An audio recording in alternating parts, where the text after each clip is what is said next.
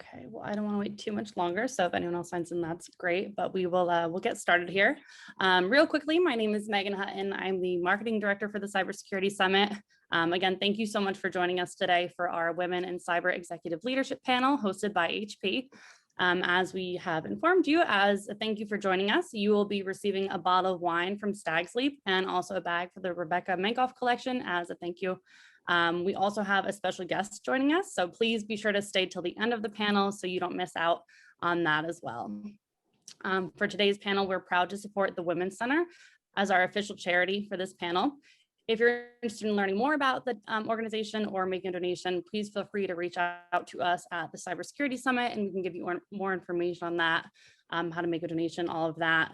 I will also be submitting the link to the organization in the chat, so if you want to check it out, you can do that as well. Just a few logistic items. At the end of today's panel, we will do some live Q&A with our panelists.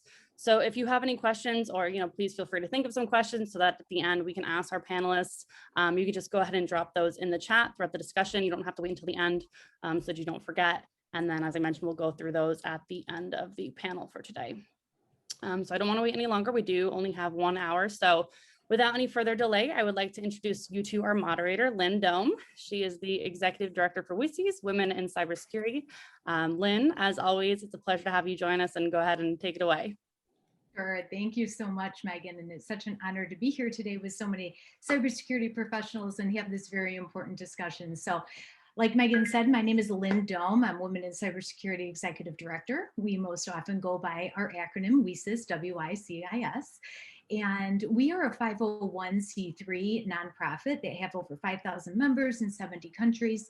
We're comprised of women, allies, and advocates, all with a strong mission and passion to recruit, retain, and advance women in cybersecurity. As we were having the conversation before this panel started, that retention piece is really, really important. And that's part of what our organization focuses on. And so we do so by creating opportunities such as skill development training programs. We have a mentor-mentee program. We have scholarship grants and awards, conferences, year-round job board, and so much more. And so it is such an honor to be here today to have this discussion, to be able to moderate this panel. And with that, I'll go ahead and introduce this fine panel. And we'll start with Renee. Renee, do you mind doing a quick introduction? Hi there. Thanks, Lynn. Yeah, so this is Renee Wynn. I'm the former Chief Information Officer for NASA, where I provided global IT support, including cybersecurity. And we also did a little bit of off the globe work too. And so that was a lot of fun. And it's great to be here today. Thank you, Renee. And Meredith? Awesome. Hi, I'm Meredith Harper. I'm the Vice President and Global CISO for Eli Lilly and Company. And I have responsibility for all of the areas of information security, not just the cyber component. I know we tend to lend ourselves just to that term, but I have all the aspects of information security, work hand in hand with our Chief Information and Digital Officer and the rest of his team. Thank you, Meredith. And Jessica? Hi, good afternoon. My name is Jessica Nye. I'm a supervisory special agent with the FBI based out of Raleigh, North Carolina. I've been with the FBI for over 16 years and really working exclusively in cyber. So the space has changed quite significantly since that time, and just really a pleasure to be here with all of you. Thanks, Jessica.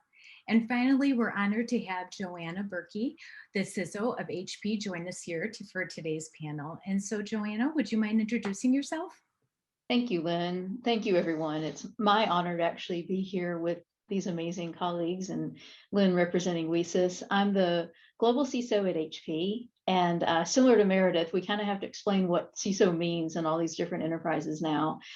For me, it means cybersecurity responsibility across the HP enterprise. Great, thank you for that. So Joanna, I was on a panel a few weeks ago with an executive from the banking industry. And when she introduced her company, she said that they're a cybersecurity company that just so happens to do banking on the side.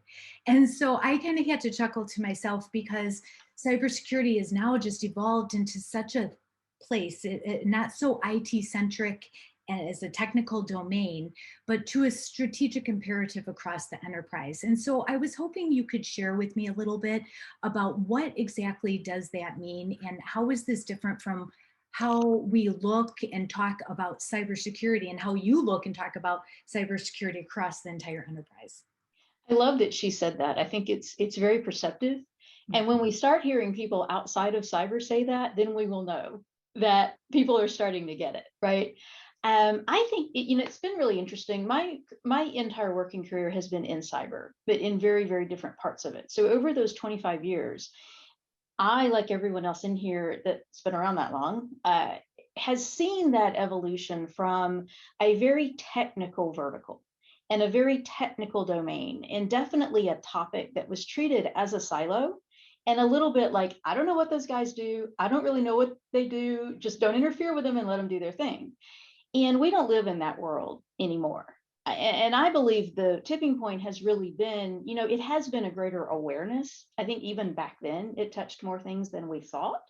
So that awareness has grown. But really, as things have become more digital, to me, that is really the turning point where if something is connected and something has a digital component, it has a cyber component. And with 5G and with IoT, that's only growing. So cyber is no longer this technical vertical, it is a strategic horizontal. And I think that is really interesting on us as cyber exec professionals, because I think that is a fundamental pivot in what we do. It changes how we talk about it, and it changes what we actually do on a daily basis. I find that really exciting. But that is really that is a hard pivot to recognize, and it has to result in usually organizational change, charter change, operational change on a mandate that was already pretty hard to execute on in the first place. Right, I definitely agree with that. Yeah, so lots of changes take place with that. And so, so what tools are you prioritizing in order to help you meet this changing mandate? I'm really putting a lot more emphasis, and this has always been an important piece to us because I think CISOs have always needed to do more with less. But as that mandate grows and we need to partner with more business stakeholders and we need to spend more time in business strategy and product security, we usually are doing that with the same resources that we've had all along. So the ability for tools to be multi-pronged is even more important to me than it used to be. The ability for the equipment that I roll out and the assets I roll out to wear multiple hats is key. I try to avoid, niche solutions as much as possible. A great example of that is how much can you put in your laptop? How much can you embed in there that will either work transparently or work in a fashion where, yes, it will communicate with the analyst on the back end, but it can take some action on its own. The more we can embed multi-pronged, multi-hatted assets in our environment, I think is absolutely critical to being able to execute on this charter. Yeah, definitely. And so how does your focus on the tools and processes change due to the talent shortage difficulties as well? I mean, we've been in a workforce shortage for quite some time now. And so how do you see that changing within your area as well? It's really interesting because in a way to me, it feels like there's a little bit of a fortuitous marriage going on where there is a need in this field for greater diversity of all kinds. There is also a need for talent and a need for people. And the third prong of that is we do have this changing and evolving and growing charter and aperture that I talked about. I think instead of getting overwhelmed by, the complexity of all three of those really significant challenges, let's look at how they can be tackled together, because I believe they can. We need to, as I mentioned before, we need to do more with our businesses. So we in cybersecurity are actively looking for people who bring different skills to the table than we've talked about in the last 10 to 15 years. Technical skills are always going to be key. They're never going to go away, but it's not all we need. We need people that have financial acumen. We need people who can speak in a business language. We need people good at risk analysis. So we can target some of these underserved populations, both middle to late career professionals that might be in an area that is being deprecated, young talent that doesn't see the opportunity today that they should, even, non-traditionally degreed folks. We can target all of those populations and get better with diversity, get better with resilience, bring more talent into the org. Now, the flip side of that is I need my tools not only to be multi-pronged and multi-headed, they need to be easy to use. We need a risk specialist to be able to use an EGRC tool that's not super complex. They may not have a technical background, and that's fine. So the simplicity of the tools gets even more important as well.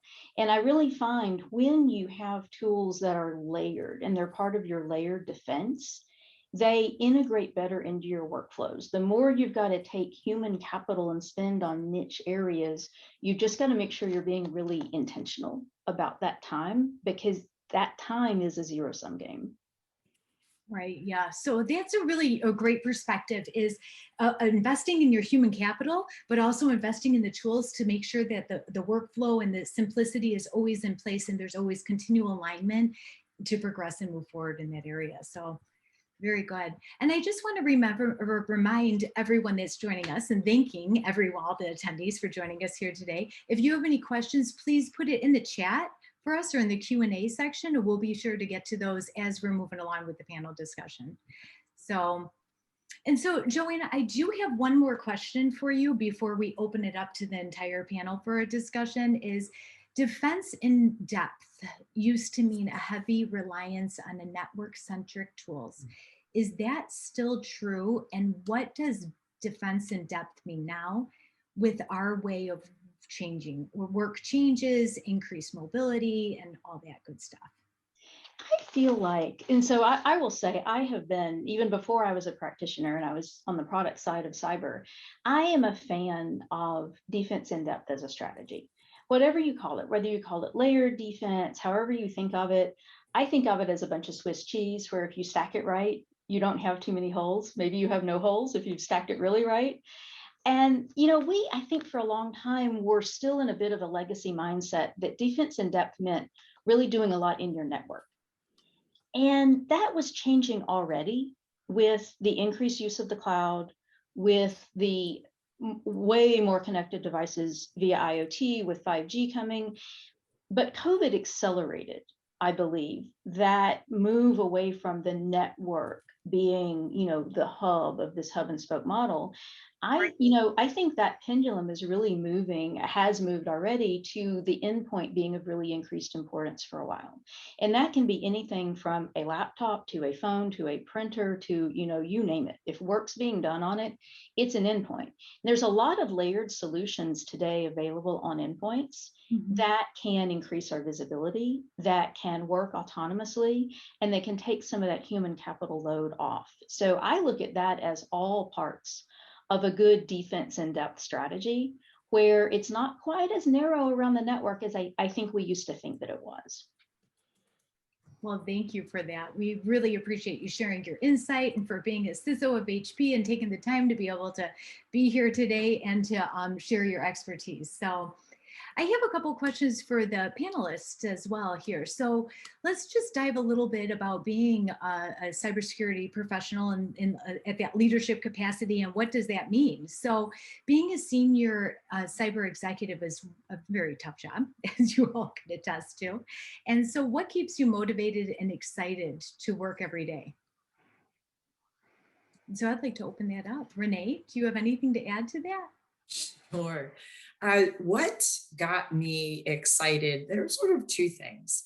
One of the things when I got to NASA was the cybersecurity posture, both on the globe as well as off the globe, was in a state of evolution. And there needed to be some acceleration to that evolution, according to some folks from the White House who were pretty quick to come over and meet with myself and the NASA administrator at the time to say, well, you guys need to do better, and you need to get better really fast, because you're a problem for the United States government. People are using your resources to pivot into other federal agencies. So I was like, oh, okay. So nothing like have an imperative crisis driven by the White House to get you going. But really what it was twofold. One was the protection of the mission. One unique opportunity with my position was the fact that I had astronauts at the end of the IT, and that's in the International Space Station. And I said international, right? So we also have folks from Russia, from Japan, from France, from Germany, astronauts from all over the globe join the United States in the International Space Station. And so there's a diplomatic issue associated with protecting our assets in the sky, so to speak. So you're compelled by national security and diplomacy. And you didn't want on your watch to have created an incident or not done some of the basics that would have created an incident of national significance or international significance. So that's certainly the fear-driven opportunity. But the other one was space data is used and space assets are used on an everyday basis. We discover new things about our universe through the data that comes down from the satellites that fly around the globe and farther than that in beyond low Earth orbit.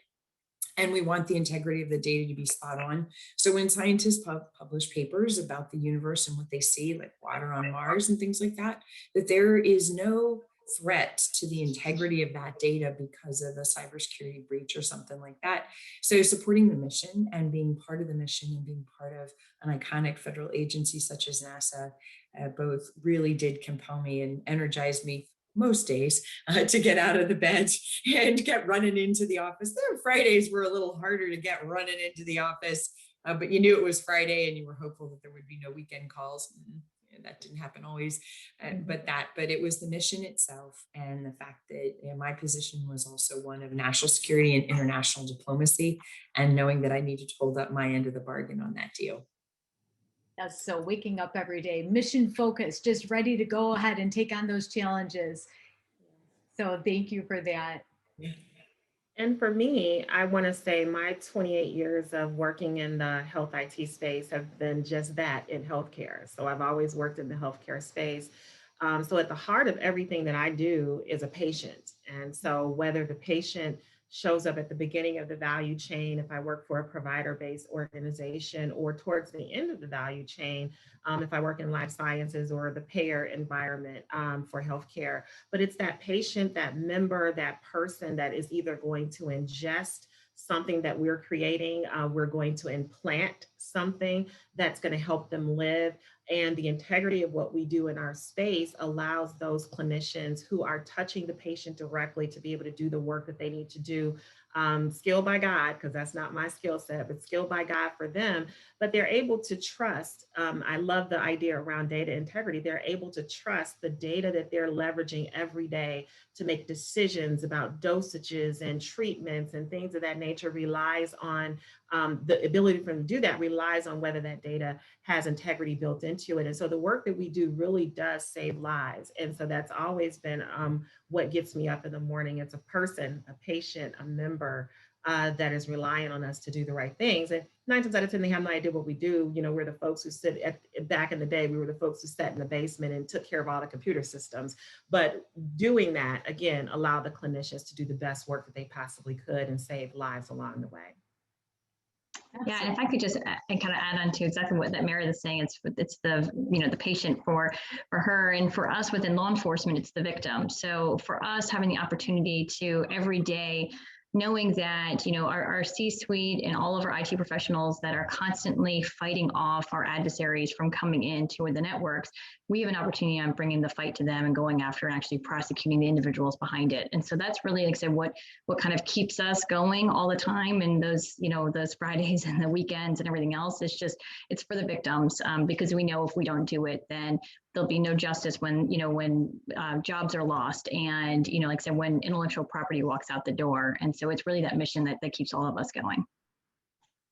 I'm going to speak up as the one who is a little bit honorably intimidated by the other answers.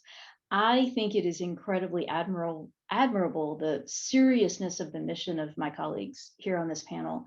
I will give a voice to those of us who work in industries that definitely you could call more discretionary than national security and victim safety. And I think you still don't have to go far to find purpose in a consumer products company, especially with the connected world that we live in. 20 years ago, you really needed to work in an industry that at the time was called man-rated. Now I hope it's called person-rated, to really know you were saving lives. And now it's not untoward to say you're saving lives if you engineer a better widget. And I find a lot of purpose in that. And it might be saving lives on the other end, but at a minimum, it is keeping society safer. And if something that I can enable in a way makes for a better self-driving car that allows someone's grandkid to get to school safely, that's enough for me. I want to build on that, Joanna Lynn, just for a second yield here. I think one of the other pieces is, we're a capitalist society with an asterisk there. And so economic recovery. And so a lot of IT is used for economic recovery, let's say after a natural disaster. And it is the OEMs and the providers like HP that give us the equipment that is enabled to allow us to set the settings that make sense for the data traversing the network, the tools that we're using and things like that. My example I'm thinking in my head right now is drone use after a significant disaster, and we'll just call it a big flood. Well, the faster you can get in and observe what has happened, the damage associated with it, first it's save lives and then it's recovery, and the faster, just like in cybersecurity, it's respond and recovery called resilience. That is the same thing that we do that. And it is the providers such as HP and all the tool set that allow people that are in this response industry to get people back in economic recovery as fast as possible. So we rely on these tools, we need these tools, and you are in fact part of the national security and the reputational risk the United States government runs by using hardware and software. So thank you for that. Thank you. Awesomely stated. Love it. That was well said, Renee. Yes, Yeah. that response and recovery and everything a part of cybersecurity plays its part across every area of it all. So thank you for sharing that information. And so being leaders in cybersecurity to this magnitude, what is your aha moment? Have you had an aha moment? And what exactly was that? And so I'd like to go ahead and start that with Meredith. Yeah.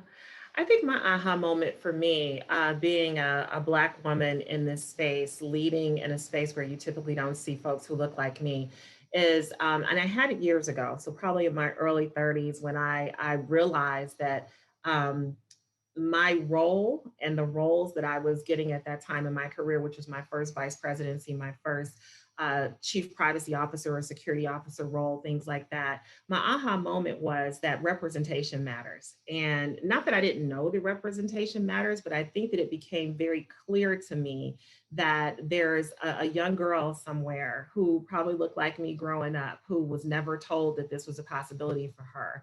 And that when I stand on the stage, when I stand in this role, when I go to the school, when I talk to the kids, when I do all of these things, this representation matters, because that's when decisions are made in our heads about what we can achieve and who we can become and things of that nature. And so I think the seriousness of it waited on me in that moment to say, there's a purpose for you being elevated into these roles. And with you doing that, there is a responsibility that you also have. So you can't pull yourself along on the journey and not pull another woman along on the journey, not pull another Black person on the journey, not pull another person of color on the journey. Like, it's a responsibility. So I think that aha moment came for me years ago. In my 20s, I wasn't cognizant of it because, again, you're thinking about, I'm trying to break into this industry. It's fairly male dominated, don't see a lot of women. I don't really want to create any waves. I just got to put my head down, do the work, and hopefully somebody pays attention. Well, it doesn't always work like that. So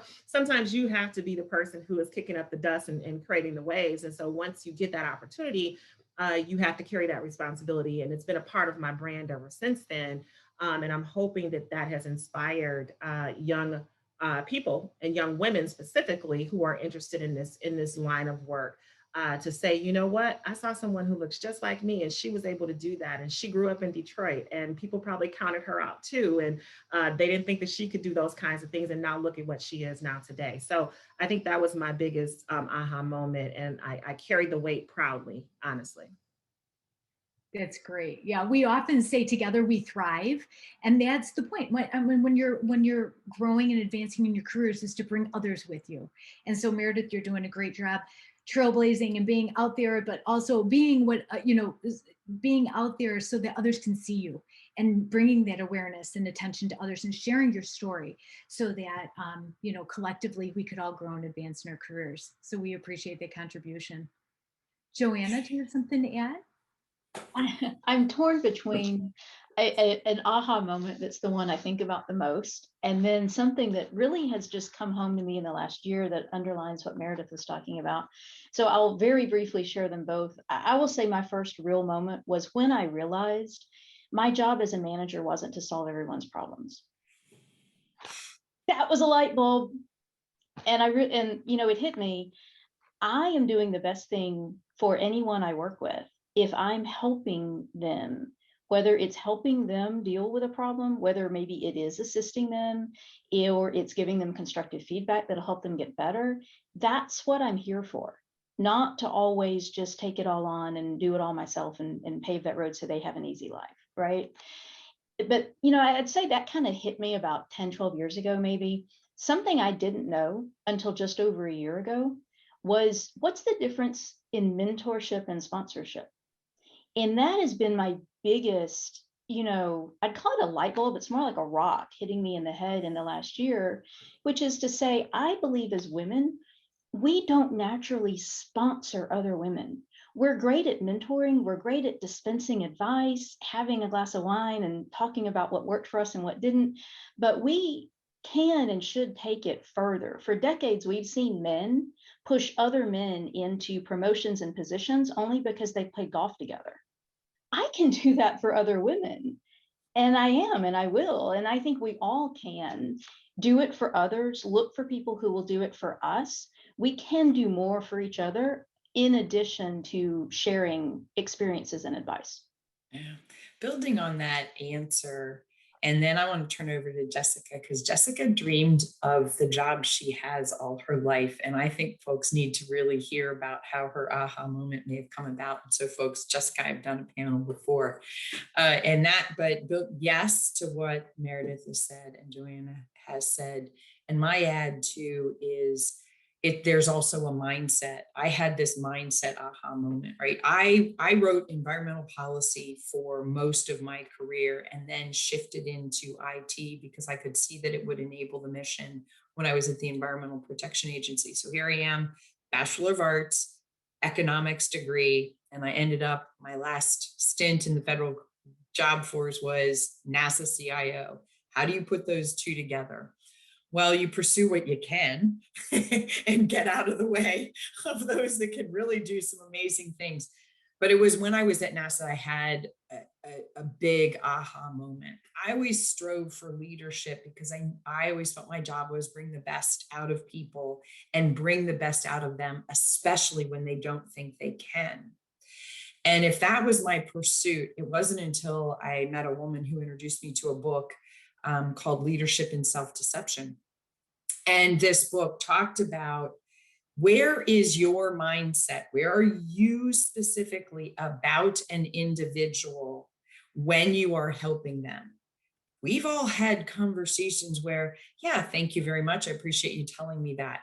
That tone was one tone, or, wow, thanks so much for telling me that.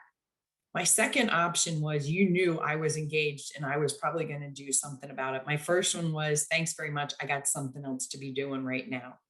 And minding that tone and mindset, especially having a job that was a global and off the globe perspective, things are coming at you all the time. The most important thing I needed to do was care for my people and make sure that when we were interacting, my mindset was on their success. There was everything they told me mattered, every engagement mattered, and it didn't matter what time it was. I would have the option to say, what you are saying to me right now is really important. I can't focus. Why don't you come back in 15 minutes, right? That is okay to set that boundary, but it is not okay to engage with anyone that you work with or for in a way that makes them feel poorly about themselves and makes them feel like they aren't the most important thing in front of you right now. And so that was my mindset, is the role that my mind's playing at 100 miles an hour most of the time. I needed to stop, be engaged, and my mindset needed to be on everyone else's success. And in that case, then we would be successful as a team. And I'm also saying yes to what Meredith and Joanna had said, and I'm adding to it is check your mindset. And where are you at the time you're thinking about it? So over to you, Jessica. Mm-hmm. I love it. So Jessica, we'd love to hear the story. And Renee, I love about you being present and that mindset. And I think all of us had that aha moment in our careers where someone believed in you all before you even believed in yourself. And so to be able to pay that forward and be present and grounded when someone is talking to you, and to have their best interest in mind when you're interacting with them is just such a great reminder. So thank you, Renee. And Jessica, your story sounds fabulous and I can't wait to hear it. And then I have a couple other questions for you, Jessica, as well. No, absolutely. And I appreciate that, Renee. So I am the daughter of a Marine and a nurse. And so my mom, my mom showed me what it's like to be a working mom, and how to balance all of it. And, and showed me how that you're able to balance it all. And you can't do everything and you're not going to be perfect at everything. And she showed me grace in doing this. My dad showed me that and kind of taking a step back, I'm one of three girls. And so, which is a lot for a Marine to have three daughters at home. And he ingrained in us that we are tough as nails and we can do anything that we want. And sure, that came with a little bit of a unique upbringing.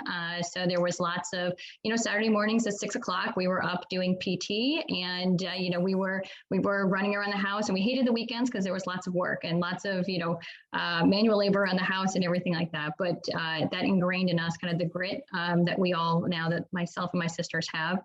And so kind of starting from that early age that we can do anything. The night didn't go past where that, my parents weren't telling that to us. And so I'm very fortunate to have parents that supported the three of us so much. And doing so, and then also kind of really impassioned us with service. Between my mom being a nurse and my dad being a Marine, it really showed us, of giving back and that notion of service. And so now, like I said, I'm with the FBI. My older sister is a special agent with the FBI, and my younger sister is a helicopter pilot with the Navy. And my kind of aha moments have been, getting our credentials on stage at the FBI Academy. For my younger sister, she was the only one in her flight class, and she graduated top of her flight class amongst all of her male peers. And so those were really kind of our aha moments. And again, I kind of credit that to the upbringing that we had as kids and everything that my parents pushed into us on a daily basis, that I only hope I can push 1/10 of that into my kids, because they really are, like I said, it's a phenomenal opportunity that I was given with that belief that my parents gave us from day one. And it's really been, like I said, it's been a tremendous career for me personally. Like I said, as women in law enforcement, which, as you all know, I mean, there aren't very many women in law enforcement. The FBI has some pretty good statistics of women in law enforcement, but we bring so much value there. And my male counterparts are terrific in knowing how much that women bring into the space. And I can tell you, there are countless interviews that, if we're talking to somebody, they're more comfortable in talking to me than my male counterpart. And that, like I said, that there's so much from the investigation standpoint that women bring that men just don't think about. And so we've just been really fortunate in my career as well of having those opportunities at play. I wanted to add this one thing in, Jessica, that's an amazing story. And I think what you showed us all is that socialization matters. So I know we talked about representation, but socialization also matters. And I've often said this, that the way that we traditionally socialize our male children versus our female children is quite different. When they experience failure, when they experience disappointment, the way that we get people thinking around how to bounce back and become resilient in those spaces are different when we look at the different genders. And what I've been fighting for, I didn't have a Marine father, but I had a father who was a pastor of a church. And so that same belief was kind of instilled in us. And the way that he socialized me is that you don't give up, regardless of what people are telling you can or cannot do, which I've had people say that to me. I mean, I've had professors tell me that. I've had employers tell me that you will never be that. And I love to come back to show them that you said I could never do this, and look at me now. So those kinds of things, that socialization is key. So thank you for bringing that out in your story. And Meredith, those type of comments likely fueled the fire and made you the woman that you are, because you're like, oh no, that's not going to be happening to me. Oh, absolutely. And look I'm a at badass. I'm just gonna say it. I'm a badass. And so I can listen to people tell me stuff all day. Once I get it in my head that this is what I can do, then I'm going to prove that I can do that. And it's not really proving to them, it's really proving to myself Right. that I belong here. I have the necessary skills to do this job, regardless of whether people are used to seeing people who look like me or not. That's their issue, not mine. So I'm going to continue to do this job. And so, yes, that resiliency is critical and key for everyone. So I love Jessica's story. Oh my God, I loved it. That's great. Thank you. And one of the attendees said, seeing this amazing panel right now is her aha moment in and of itself. So yay. Thank you for that. And Jessica, I have a question for you that came in from one of the attendees, and we have so many questions here. Now I'm just like scrolling up and down.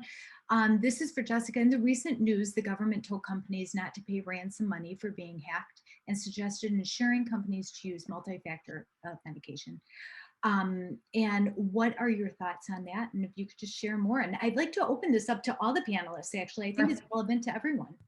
Sure, absolutely. So, the government, making recommendation not to pay, that's nothing new. I mean, we've been saying that from the onset of ransomware, that, it is our stance not to pay the ransom. However, we are not in your shoes. And that's always a big however. And so it certainly doesn't mean that, if you find yourself that you're in a position to pay, that if you do pay, that the FBI kind of packs up and we leave. But again, something where that we know that as that ransoms continue to be paid, it's only continuing to create this ecosystem. It doesn't necessarily mean when you do pay the ransom that you will get the keys to successfully decrypt your data.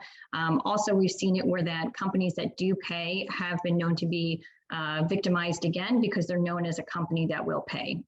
Again, all of that being said, we're not in your shoes, and we certainly understand that decisions are made that would impact you one way or another to go ahead and pay. Obviously, like I said, ransomware is a huge topic right now. This has been around for quite some time, but even within the past few days, our director referring to this as kind of the current 9/11, like I said, which I think that for many individuals here on the panel would probably, think it's probably pretty similar because of the damaging effects that this type of malware could cause to your system. So it's a huge priority for us as well.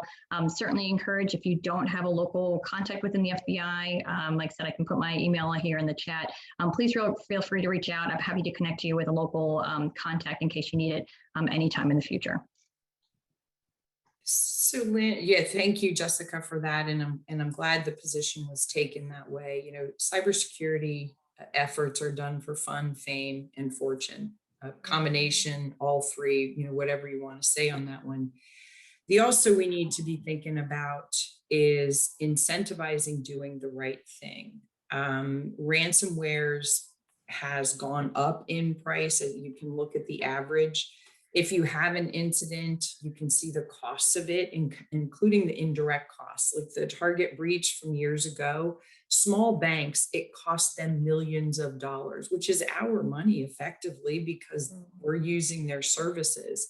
So I think one of the things I'd like to see is, yes, multi-factor authentication, but coming from an iconic agency, there were things that we could not put an authentication against. It would disrupt, it might not have been able to do it because it's older technology. It could have disrupted the mission. So you do have to come up with ways to protect as best you can with the conditions, because not everything can be upgraded. The other piece they said is we've got to incentivize doing the right thing. When it is cheaper to pay ransom than protecting your assets, I think we've got to change that dynamic. It has to be the better option is doing as much as you can. And this isn't throwing lots and lots of money at it, right? It's being very strategic and tactical in terms of how you protect your intellectual property, how you protect your business, how you protect your employees, your clients, whatever is important to protect. So I think we also in this country have to start to look at it, incentivizing, doing the right thing, which means disincentives for having to go through some of these huge breaches. And maybe there's some fines and penalties that need to be added for the lack of taking action. I thank you so much for that answer. And Jessica, I love the way that you gave the description or the definition and representation of the FBI's position on this. I have been one over time that has disagreed with some of the recommendations that we've provided have been provided over the years, because that one piece that you said, but we're not your business. So we don't you have to take your business into account, and you have to make a business-based decision off of that. The earlier advice didn't include that. So thank you for offering that as a part of the perspective that you have. I think I agree also with Renee when it comes to us in healthcare. There are devices that are certified by the FDA that we can't touch. We can't put any additional technology on. So there are other mitigating controls that we have to put in place in order for us to be able to protect the data in those ways. Also, what I've also said to people is that when most healthcare organizations get to the point where we are in an instance where ransomware is happening, we're thinking about, again, the health and safety of a patient. So a lot of times the decisions of health organizations are based off of that. Is if we don't pay this and we're without our systems for 11 days, I'm thinking back to one of the first ransomware attacks that one of the major health systems had, and they were out for 11 days. They couldn't care for their patients. And so the idea of someone being physically harmed because we couldn't get access to our technology prompted them to go ahead and pay for that ransom. And I get all of the reasons why it's probably not a great idea, but I do appreciate the fact that the recommendation is a little bit more balanced than what we've heard over the years in terms of the absolute do not pay versus the we tell you not to pay, try to do these other things, but if you got to take into consideration your business. So I appreciate that business focus being added to that. Thanks, Meredith. And Joanna, do you have anything to add? I think my colleagues have summed it up really well here. I think one thing I wish the government would have said when they said, use MFA. I wish they would have underlined the importance of what we usually refer to as basic hygiene. Yeah. And we know that a large amount, I'm not going to give a percentage because I'm sure it would be wrong, but we know it's a large amount of successful ransomware attacks have come in via commodity malware that makes it in through public vulnerabilities with publicly available exploits that don't require a lot of talent to execute on. We know that. So that means patch your stuff, right? Be conscious of end of support and end of life operating systems. Be conscious of application life cycles. That doesn't mean you can always do it. These things that Renee and Meredith mentioned, and I'll throw in power plants into this, there's a lot of critical infrastructure you can't touch. But number one, be aware of it, and then you can start talking about mitigating controls and visibility. And I hope and I wish that as the government is needing to give more guidance on this and talk about it more, that they can promote and maybe even to Renee's point, incentivize some of these things to happen. There was a comment in the chat about how do you get what you need when you can't make an ROI argument? And that is such a great question. And it's something we struggle with constantly.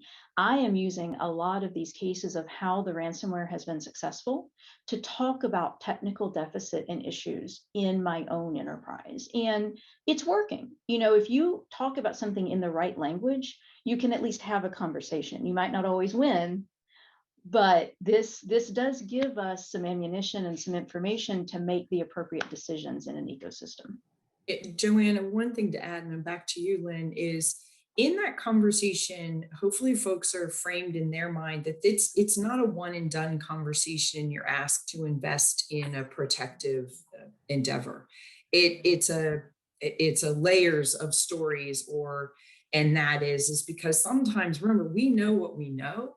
They don't know what we know. We have to bridge that communication, but sometimes I call it, well, let me just plant a seed. And we'll come back to this. And that is it'll cost us to do this. These are the risks that get mitigated, or we watch the risks. And, XYZ, tell the story, and you can say, okay, well, here's what happened to so-and-so here, the meat packing plant, here's what happened here. Let's just think about it and we'll come back to this right now. So sometimes it's not a one and done. If you think about it as layers of conversations, so you also can learn from them in terms of why are they worried about spending the money, or why are they worried about the thing you want to do. There could be some really good things that you could bring to the conversation after that. Can I add one more thing in here real quick? So when we think about also the fact that we have industries that have built their entire companies off of delivering substandard technology and when I think about some of the manufacturing environments where we're still producing parts of our supply chain on, old technology, Windows NT, all kinds of crazy stuff that we really shouldn't have in our environment. I think that we have an opportunity as industry to stand up and really drive change in those spaces. I think we have not harnessed the collective nature of who we are as an industry to say, no longer will we allow you to produce this level of technology for us. It needs to hit this standard. And I would love to see us band together, regardless of what vertical we come out of. How do we band together to say, this is just not good business? And we get that that's how you've built your organization, but we will no longer entertain that because it's now putting us at risk because we're bringing in technology at the beginning of it all that we can never really patch. We can never really put any additional controls on. And it's really exposing our network and the work that we do in our spaces. So I think there's a missed opportunity there that we can do way more than what we're doing. Thank you, Meredith. Hi, everyone. Sorry to jump in and interrupt this incredible discussion, but I do want to add in one more surprise. As everyone knows, they're going to be receiving a bottle of wine as well as a bag from the Rebecca Minkoff collection. One more surprise is Rebecca herself would like to jump in. A few months ago, when I reached out to the Rebecca Minkoff brand to mention we were interested in, getting some bags to give out as gifts for everyone who's going to participate in these panels, Rebecca got hold of this, called me on my cell phone and said, I want in. Sorry for the 1-year-old in the background. She said, I want in. I would love to talk about this. Believe it or not, I've got a book coming out, which is focusing on advancing women's careers. Rebecca, I don't know if you saw in the chat, but one of the attendees actually used the word fearless. So Rebecca, I will leave it to you. Thank you so much for joining us, and the floor is yours. Thank you, Alex, and hi to all of you. And I hope the surprise we're giving you makes your day even better. I started my journey over 20 years ago. People go, were you fearless when you moved to New York City? No, I was naive, but that's sometimes a good thing. But I think we had all these moments. When I say we, it's my co-founder. I don't have two personalities. We had all these moments as a company where we had to make the scariest choices and take so many risks. And the only reason we're still around is because we did those things. And so I think that sometimes people can feel like the same feeling of fear that you get if you're being chased by a bear in the woods. Maybe that hasn't happened to you yet. Can result in that same emotion stopping them on their journey or their career path or pursuing their passion. And so how do we take that, separate it, and sort of, giving you 21 simple, easy rules that you can, pursue your journey with and yes, be scared, but do it anyways. And so over the last 20 years, to have a brand that's in 900 points of sale, sold globally, a really successful direct-to-consumer business now, faced, the end of the company when the pandemic hit. We basically looked at it and said, okay, the easy thing to do would be to go out of business. It would take a day, just let everyone go, close up shop, and see on the flip side. The harder thing to do was to stick around and fight, tooth and nail to keep our company alive. And we said, well, we owe it to ourselves and our families and our staff and our employees to give it all we got and see if we can make it. So that was our most recent fearless moment. Rebecca, we didn't even mention the surprise. I don't even think we... All of you are getting this book. Everyone on here is going to be sent a copy of Fearless. Believe it or not, Fearless hits the shelves and Amazon and everywhere else 7 days from today. Fearless comes out in 1 week, everyone. You will all be receiving a copy. I definitely want to thank, obviously, Cybersecurity Summit, but more importantly, HP for making that happen today. Rebecca, I know that there are steps in the book. I know nobody's read the book yet, but would you mind giving one of those steps in Fearless out today to everyone? Yeah, for sure. The first rule, they're not chapters, they're rules, is, get out of your head the idea that, you need to ask permission. I think, growing up, of course, our kids have to ask permission for everything they do. And then we become grown-ups and we still think we need permission, approval, admiration to do what we want to do, personal or professional. And I think we got to get out of our head that we're in our roles for a reason. And we don't need permission from people to pursue those things. I just was on a podcast where they were able to ask live questions, and this poor woman said her therapist said, "Don't go into your own business. It's a bad idea." And she felt like because that was her therapist, she needed his permission. I said, "Don't listen to him. He's there to help you with your personal issues, but he's not there to tell you what to do with regards to your business." And so just, keeping your own counsel, I guess, at the end of the day, what's best for you and pursue that. I love it. Thank you, Rebecca. Thank you, Rebecca. I know your schedule is crazy. I will let you go, but you're the best. Everyone look forward to getting a copy of the book, getting a bag from the Minkoff collection. Rebecca, your 10 minutes are always amazing. Thank you so much. And if you like the book, give me a good review. It helps with the algorithm. I'll appreciate it. Bye, everybody. Absolutely. Thank you, Rebecca. Lynn, I will leave the floor back to you. I know that there are some questions in the chat box, some really interesting ones. I know there's lots of good ones. And I have so much I would like to share too, but I'm going to go right to these questions and we'll just continue this conversation because we only have 7 minutes left, but I'm going to kick it off with Joanna. And we're going to bring it back to the defense in depth. An important piece of the defense in depth starts with education and awareness. More focus needs to be on this area to educate employees to know what to look for and what to do or not to do. Do you have anything more to add to that? I agree with the observation entirely. And I think it's a delicate balance because we need to educate people so they can live their lives securely. There's not a big difference between doing your work in a secure way and now navigating your life in a secure way. You're probably handling your money online. You may even be, buying your car online. So there's not, I think we can, it's not a stretch to say we have a responsibility to the employees in our enterprise or to the people we work with or to the wider partner ecosystem that education helps everybody because it lifts all boats. And there's a real delicate balance between, then blaming people for doing things when it's really hard to blame them. I mean, if I had gotten my degree in something not computer science, and then all of a sudden somebody's expecting me to, do all the cyber stuff, I'm like, hey, what the hell? I don't know this stuff. So we have, I believe, a real responsibility there to do both. Educate and enable people appropriately and make good tools available to them, but consciously be aware of the impact of the tools we use. Does it integrate with people's workflows? Does it create disruption for them? Is it easier for them to bypass in order to get their job done? That's a big onus on us as well as, the obligation we have to them for ongoing education. Wonderful. Thank you for sharing that. Does anyone else have anything to add?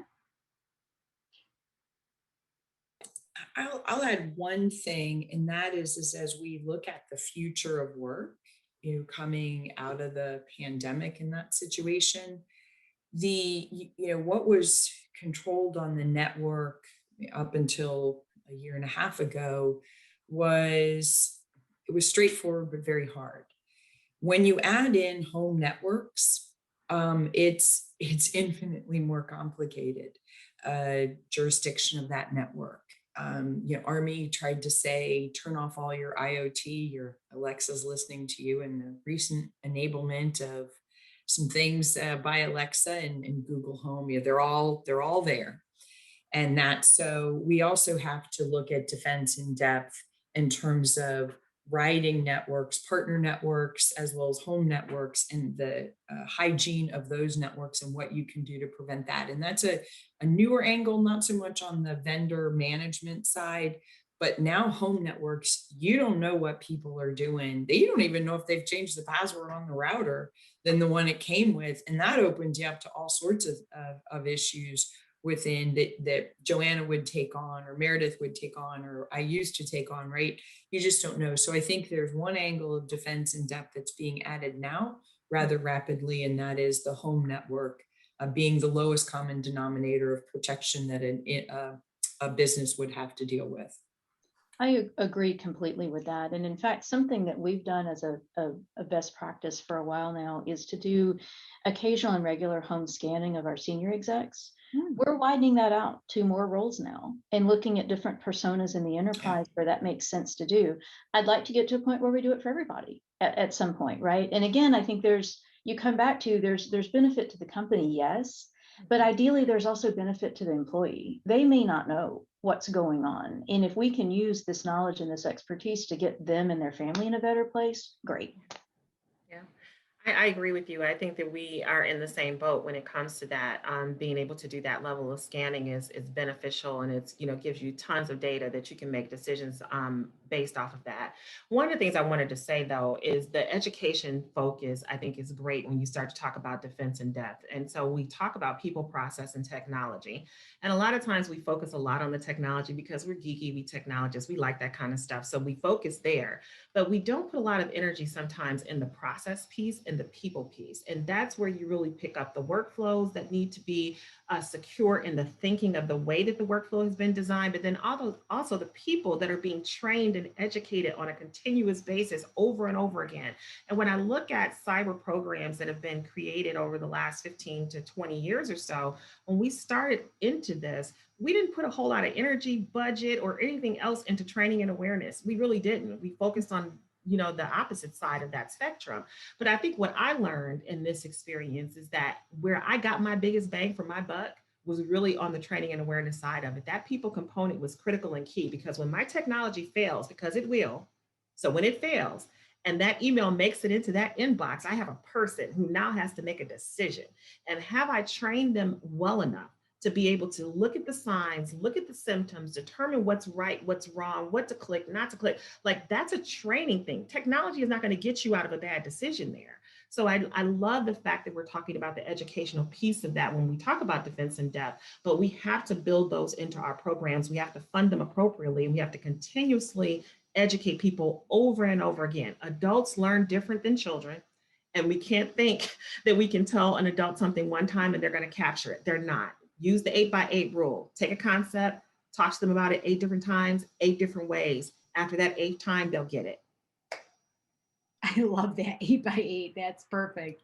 So I love all these questions that are coming in, and I really appreciate the chat. It's been very active and everyone's engaging in a really great conversation. I want to remind the audience to reach out to all the panelists on LinkedIn and continue the conversation. You're all on LinkedIn. I found you all on LinkedIn, so we're all connected.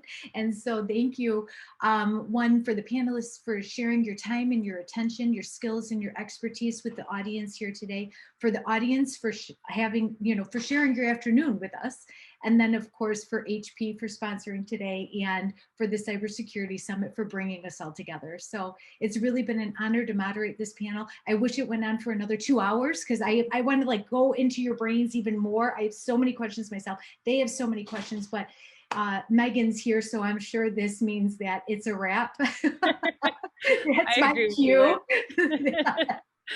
So, like you said, thank you everyone for joining us. I know you have a cutoff. So yeah, pleasure having you all. It was a great conversation. If anyone does have any additional questions, feel free to reach out to us. We'll try to, get them to the panelists. But again, thank you everyone for joining us, and hopefully we see you at a in-person event somewhat soon. Great. All right. Take care, everybody. Thank you, everyone. Take care. Bye.